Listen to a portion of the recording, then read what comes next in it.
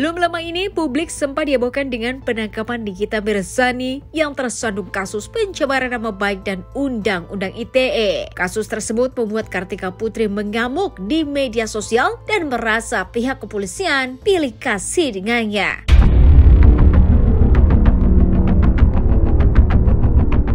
Menurut istri dari Habib Usman, kasusnya dengan Dr. Richard Lee berjalan sangat lamban dan alot. Pasalnya kasus tersebut sudah berjalan selama 2 tahun dan belum mendapat titik terang, sehingga ia merasa hukum tidak adil pada dirinya.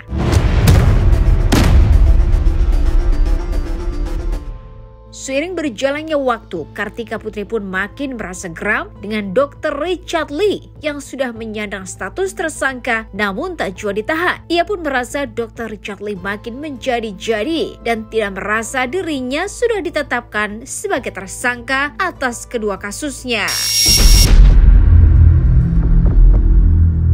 Lantas benarkah kini Kartika Putri sudah merasa lelah untuk menghadapi kasusnya yang berjalan sangat lambat tersebut? Dan bagaimana kondisi kehamilan kedua Kartika Putri di tengah permasalahan yang menderanya?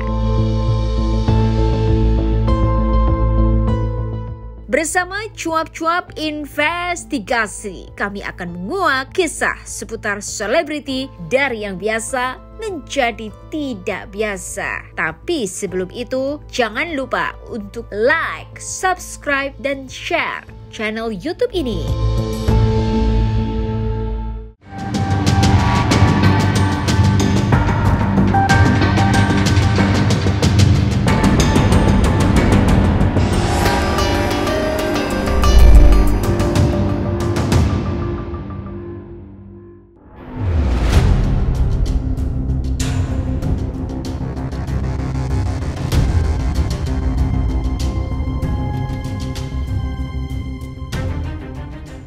Penjemputan paksa Nikita Mirzani dalam kasus pencemaran nama baik dan Undang-Undang ITE membuat beberapa pihak, salah satunya Kartika Putri, merasa iri dan menilai pihak kepolisian pilih kasih. Sejak tahun 2020, kasus pencemaran nama baik dan Undang-Undang ITE yang dialami Kartika Putri dengan dokter kecantikan Richard Lee hingga kini belum menemukan titik terang. Sudah 2 tahun lamanya, Kartika Putri menunggu kasusnya segera selesai dan menemukan titik terang. Lantas, apa yang membuat Kartika Putri begitu geram saat mengetahui bahwa kasus yang menimpa Nikita Mirzani sangat cepat ditangani pihak kepolisian? Sebenarnya kan kenapa posting itu tuh sebenarnya ya kayak menyuarakan aja sih, karena buat aku kan kalau dilihat kasus UU ITE ini kan banyak banget gitu, bahkan yang non selebriti juga banyak dan juga ditindaklanjuti. Aku juga lihat banyak sekali kasus-kasus yang memang yang dilaporkan, seandainya dilaporkan itu fans, itu tuh cepet banget gitu prosesnya, tiba-tiba udah diproses, intinya cepat. Nah, contohnya lagi yang mungkin terkuak naik di media itu kan yang aku lihat Ade yang laporannya Bapak Ahmad Saroni itu kayaknya di bawah, kalau saya nggak salah hitungan di bawah 6 bulan udah langsung ditahan gitu. Terus kemarin yang saya lihat juga kasusnya NM kan juga cepat banget, kayaknya laporannya tahun ini juga kemarin ditahan kan, karena kan waktu saya posting itu posisinya memang diberitakan ditahan. Makanya aku kayak kaget, kok kasus aku dari 2020 sekarang 2022 udah hampir berapa tahun gitu, kok alot banget. Dan juga sampai bahkan yang aku lihat kasus-kasus UU ITE lainnya tuh saksi ahlinya mungkin cuma 2. Ini kasus aku tuh sudah sampai 4 saksi ahli, ahli bahasa, ahli pidana, ahli UU ITE, dan tambahan terbaru adalah ahli dari segi bidang itu. Jadi kalau dilihat kayak apa ya, kok seribet ini sih gitu. Harusnya kan yang saya lihat apa ya, proses saya tuh sudah sangat lama dan panjang, bahkan kayak orang sekali nggak mediasinya nggak jalan langsung lanjut gitu. sedangkan saya dischedulin mediasi lagi sampai hampir 4 kali kalau saya nggak salah. Saya ingat banget waktu itu saya lagi nganter anak saya di Yaman, baru berapa hari saya harus buru-buru pulang untuk kasus ini gitu. Jadi ya buat saya udah berlarut-larut banget ada apa. Terus berkas juga sama, sudah dilimpahkan kejaksaan dikembalikan lagi. Oke, nggak lengkap, dilengkapi, dikembalikan lagi, dan sekarang dikembalikan lagi ke pihak kepolisian, dan akhirnya pihak kepolisian juga dan penyidik sudah melengkapi juga permintaan dari pihak kejaksaan gitu. Jadi ya buat aku bingung aja sih gitu, kok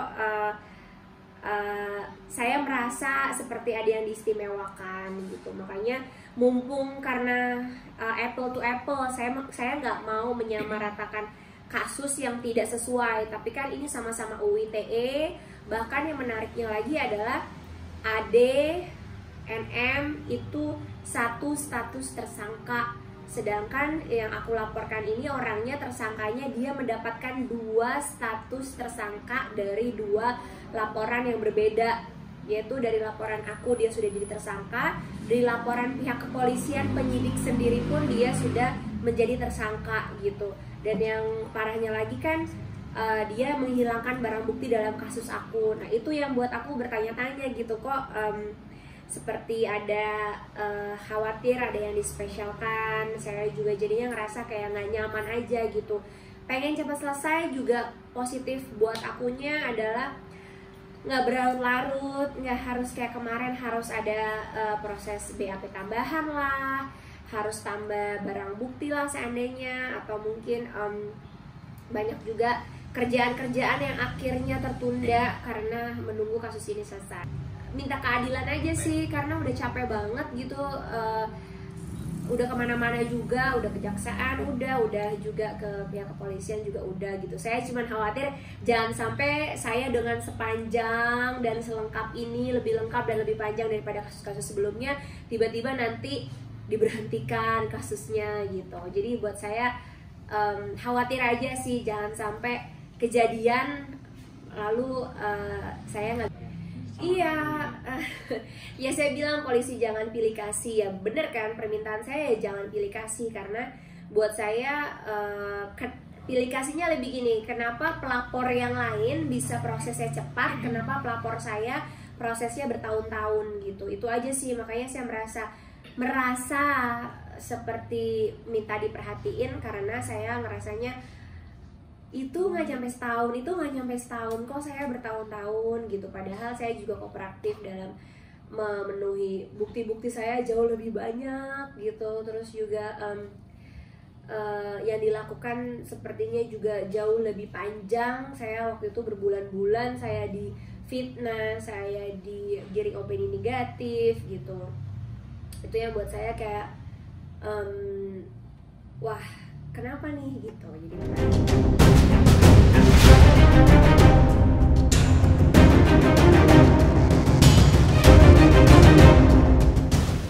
hari demi hari telah dilewati Kartika Putri dengan diselimuti rasa penasaran mengapa kasusnya tersebut berjalan sangat lamban.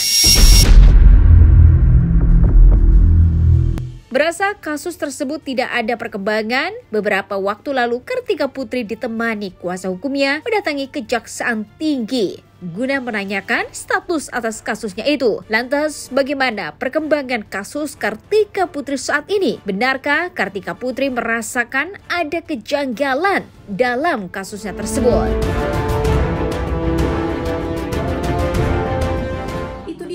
belum ada jawaban sama sekali. Yang buat saya menjadi pertanyaan tuh, kenapa sih UU ITE kan bukan kasus yang berat ya, bukan kasus kayak teroris yang memang harus deliknya sangat panjang gitu, bukan kasus narkoba yang sepertinya sulit sekali. Sama UU ITE yang saya jalani ini kan sama seperti UU ITE yang terjadi di yang saya sebutkan tadi sebelumnya, yang terkait dengan AD dan NM, sedangkan mereka tidak nyampe 1 tahun sudah ada titik terang. Nah sedangkan saya sudah dari 2020 sampai hari ini tuh nggak ada titik terang. Nah itu yang pertanyaan saya, kayak ada apa gitu. Saya juga agak khawatir ya, karena lempar sana lempar sini, apa ujung-ujungnya akan diberhentikan gitu. Tapi kan agak lucu kalau seandainya ada 2 status tersangka terus tiba-tiba diberhentiin, itu saya akan mempertanyakan gitu pastinya.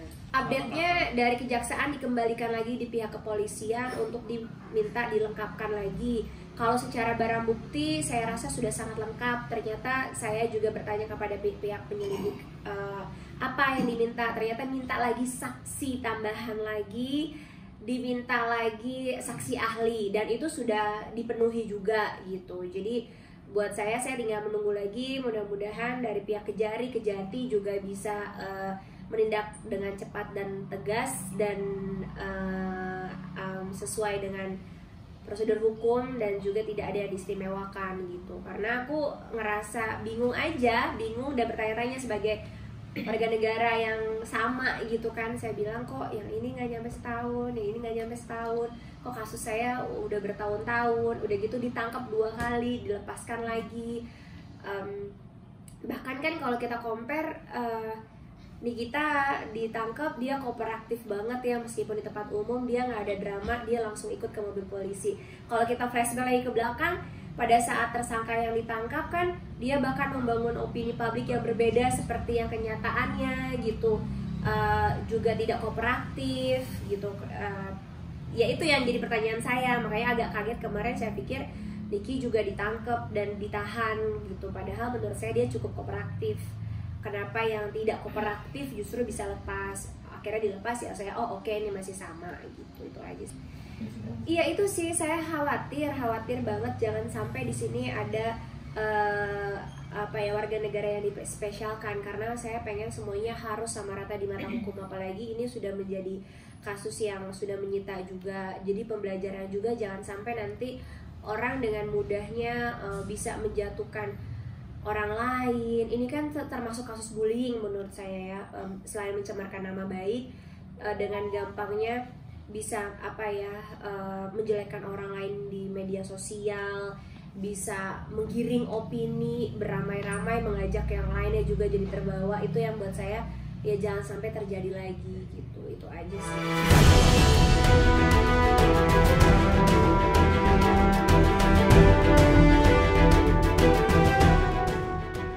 Perseteruan Kartika Putri dengan Richard Lee memang belum menemukan titik terang. Sang suami juga sudah sempat melarang untuk melanjutkan kasus ini ke pihak kepolisian. Lantas, apa yang membuat Kartika Putri bersikeras ingin melanjutkan perkara tersebut?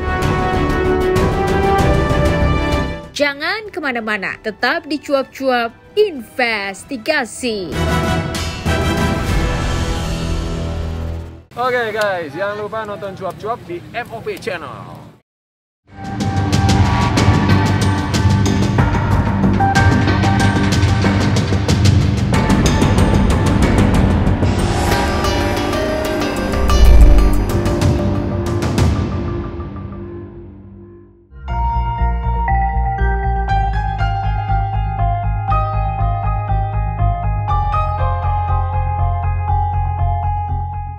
Kasus pencemaran nama baik yang menyeret nama Kartika Putri dengan dokter spesialis kecantikan Richard Lee semakin sengit. Pasalnya, Richard Lee juga sempat melaporkan Kartika Putri ke Polres Palembang dengan kasus dugaan yang sama, yakni pencemaran nama baik.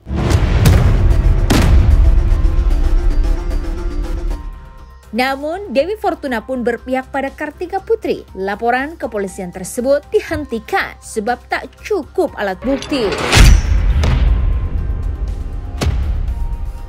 Nah, itu dia.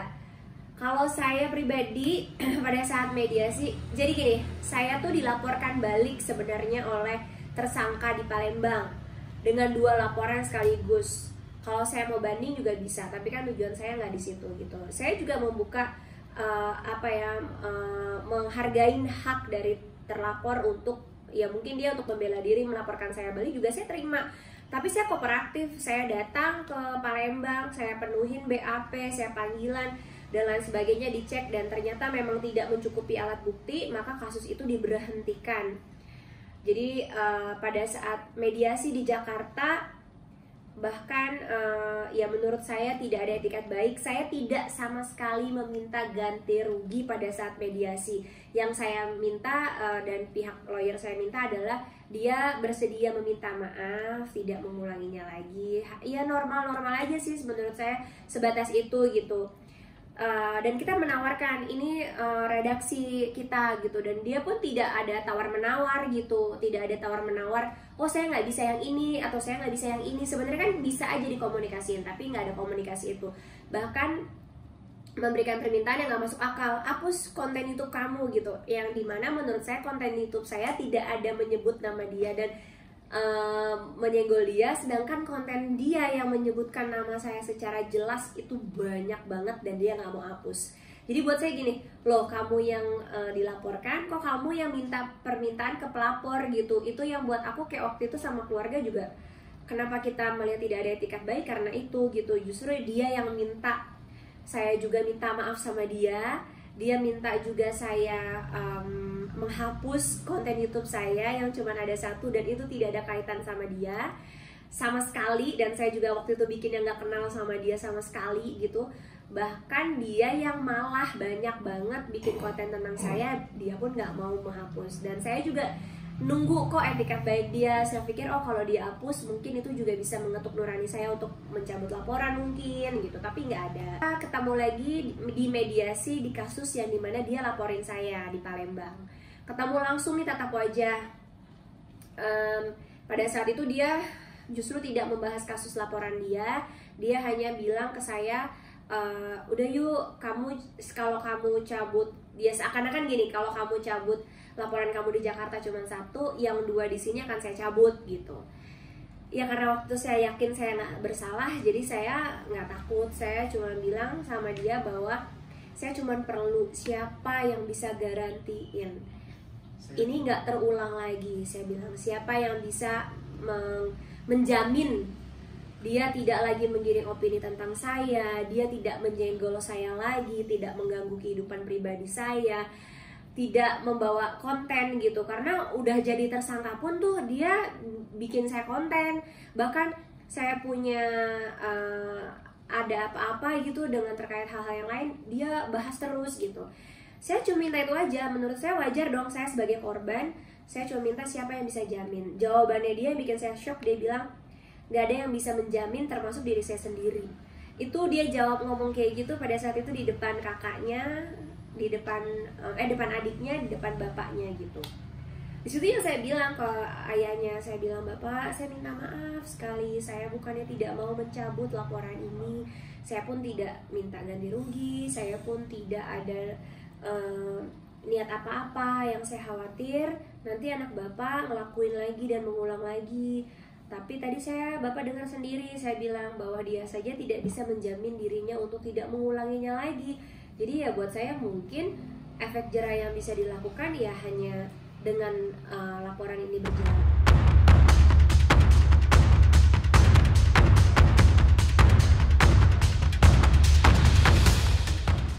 Dalam akun Instagramnya, Kartika Putri mengunggah postingan di mana ia juga menyebutkan nama-nama instansi pemerintahan dan bertanya soal kasusnya tersebut. Hal tersebut sontak membuat publik berpikir ada apa sebenarnya di balik kasus yang kini sedang ia hadapi.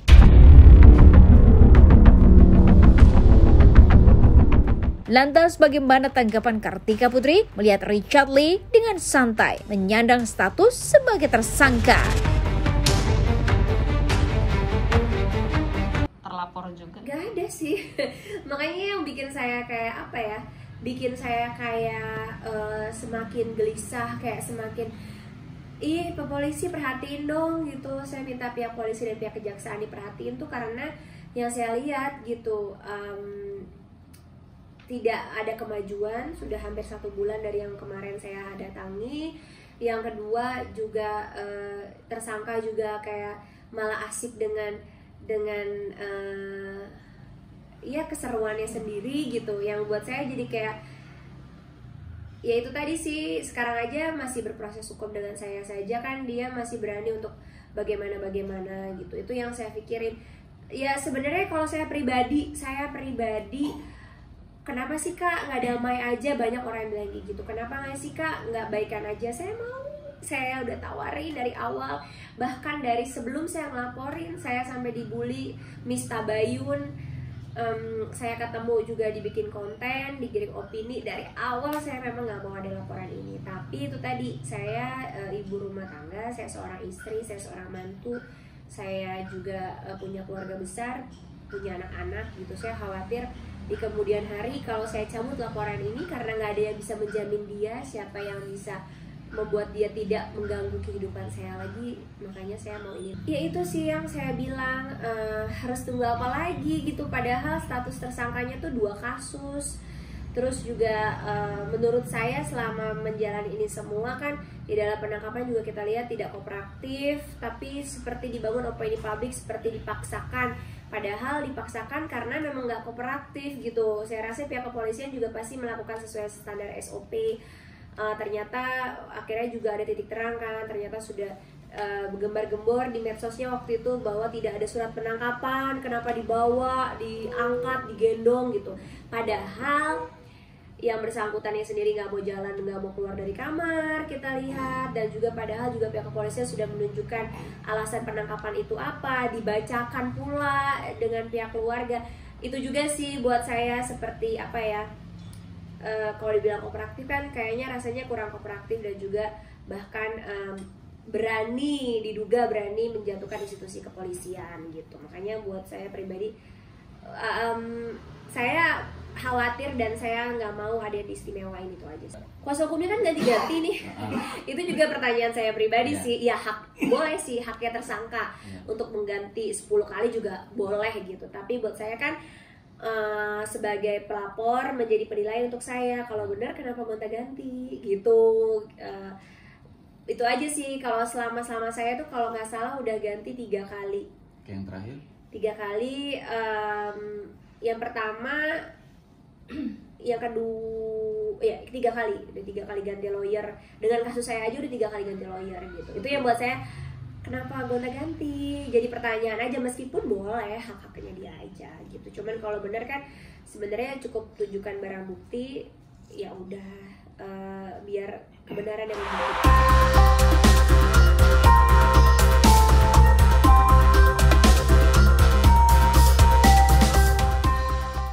Di balik beberapa kasus yang ia harus hadapi, Kartika Putri juga harus fokus pada kehamilan keduanya. Lantas apakah permasalahan yang dihadapinya itu mempengaruhi kehamilan Kartika? Jangan kemana-mana, tetap di Cuap-Cuap Investigasi. Gue Givantinus, jangan lupa nonton Cuap-Cuap di MOP Channel.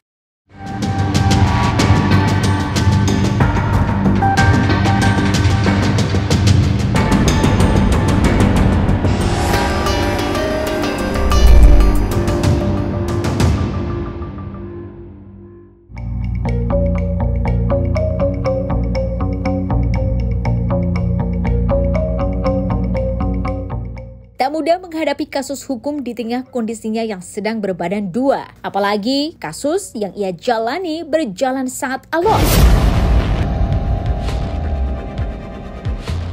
Lantas benarkah kondisi kandungan Kartika Putri kini kerap terganggu akibat memikirkan kasusnya dengan Richard Lee yang tak ujung usai? Dan seperti apa sosok Kartika Putri yang tengah hamil anak kedua di mata sang suami?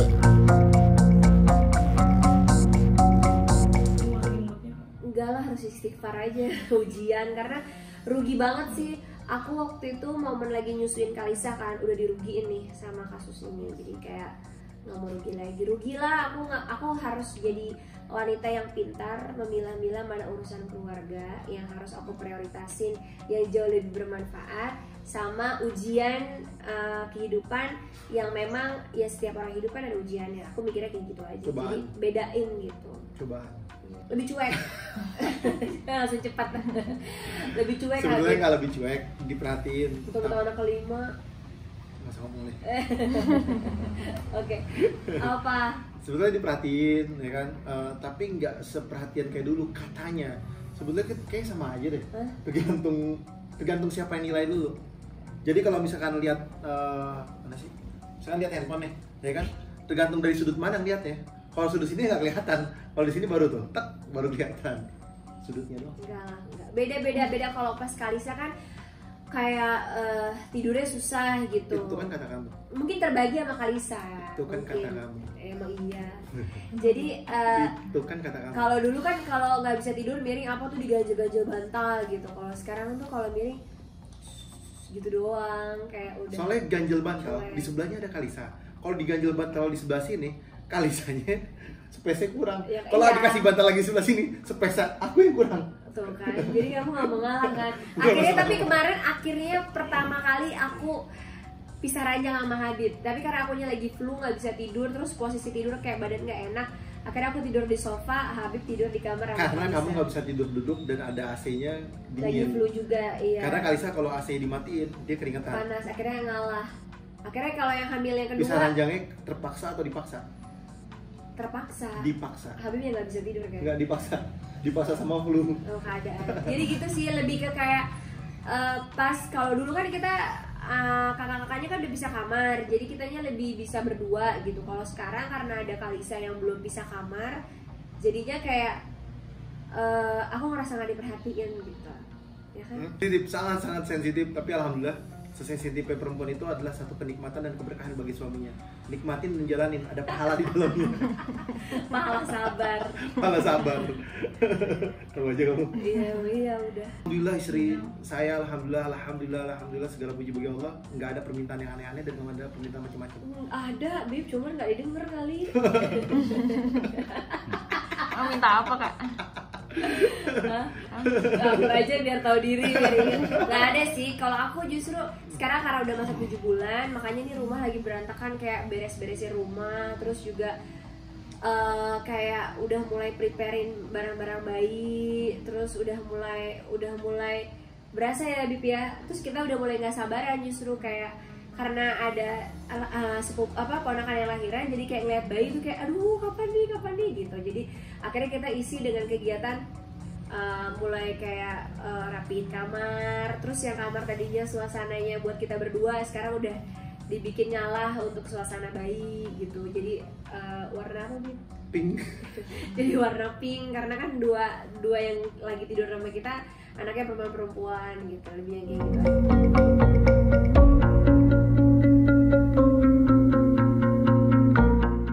Usia kandungan Kartika Putri kini genap memasuki 6 bulan. Dalam perjalanannya sebagai seorang istri, ia merasa momen kehamilan adalah momen yang sangat dinantinya. Hal tersebut ternyata sama dengan apa yang dirasakan oleh anak-anak dari Habib Usman. Kedua anak laki-laki tersebut sangat menantikan kelahiran adik perempuannya.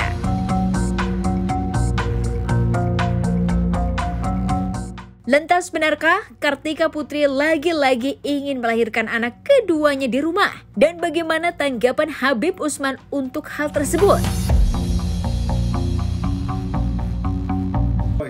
Kakaknya happy banget sih, kakak-kakaknya sebenarnya yang happy tuh Kalisa.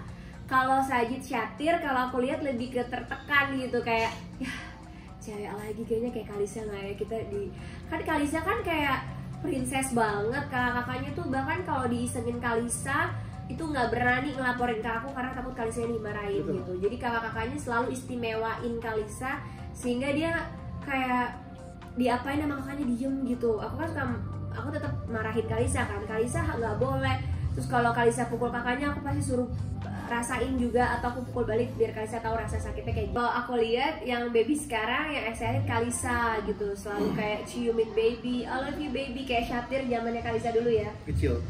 Pegangin perut, terus dia selalu kayak kakak pinter ya ibu, nanti ini buat baby. Kalau Kalisa yang happy banget, tapi kalau kayak Sajid Syatir kayak fokus dengan dunianya. Fokus sama Kalisa gitu, mungkin. Kan dia sempet kaget kalau Sajid ya cewek lagi kayak Kalisa nggak ya gitu, karena Kalisa tuh kayak princess banget lah, dan kakaknya pun alhamdulillahnya masya Allah ngalah banget sama adiknya sehingga Kalisanya jadi kayak makin manja banget ya. Betul. Aku sih maunya di rumah, aku lebih nyaman di rumah, tapi kalau seandainya memang ada rumah sakit yang jauh bisa bikin aku nyaman, nggak trauma, ya masih mencoba sih, masih nyari gitu, meskipun banyak juga yang udah nawarin ini itu segala macam, tapi aku masih happy waktu lahiran di rumah. Kan insya Allah sebenarnya memang kalau baik-baik aja, ibunya baik, sehat, tahu diri juga sih, tekanan darahnya normal, nggak ada sakit apa-apa, nggak ada gimana, ya bismillah di rumah, ya kan? Betul. Boleh berarti di rumah kan? Rumah sakit aja. Kenapa, Bib? Karena resikonya tinggi. Gini, kalau misalkan di rumah nggak ada perlengkapan yang komplit atau peralatan yang komplit, kalau misalkan ada apa-apa gimana? Jangan berharap ada apa-apa dong. Bukan masalah ya, kita kan sedia payung sebelum hujan. Jadi harus prepare dulu segala sesuatunya, harus dengan yang ahlinya. Ini kan di rumah juga sama ahlinya. Ya kalau bisa di rumah sakit lah. Mungkin kalau di Kan rumah berarti kan sendiri itu tandanya aku sayang sama kamu sih. Kalau aku nggak sayang, ya udah di rumah aja lah. Kalau ada kenapa-napa ya nggak apa-apa. Oh, pengen Bentar, bergaji biar- gini kayaknya. oh, coy. Bener gak? Ya kan kita kan kalau bisa kan yang terbaik kasih. Gitu ya. Iya, rumah sakit. Iya ini. Nah, bener gak kalimatnya? Iya betul. Aku juga nggak menyarankan buat orang lain di rumah, karena kalau aku kan punya fobia khusus, takutnya di rumah sakit malah kayak akunya nggak Panik. bisa relax segala macam gitu. Tapi memang sebaik-baiknya kan lebih baik di rumah sakit, karena ada tim medis yang lebih lengkap dan juga fasilitas yang lebih Memadai, betul. Tapi ya bismillah lah, kan yang ngeden mah aku.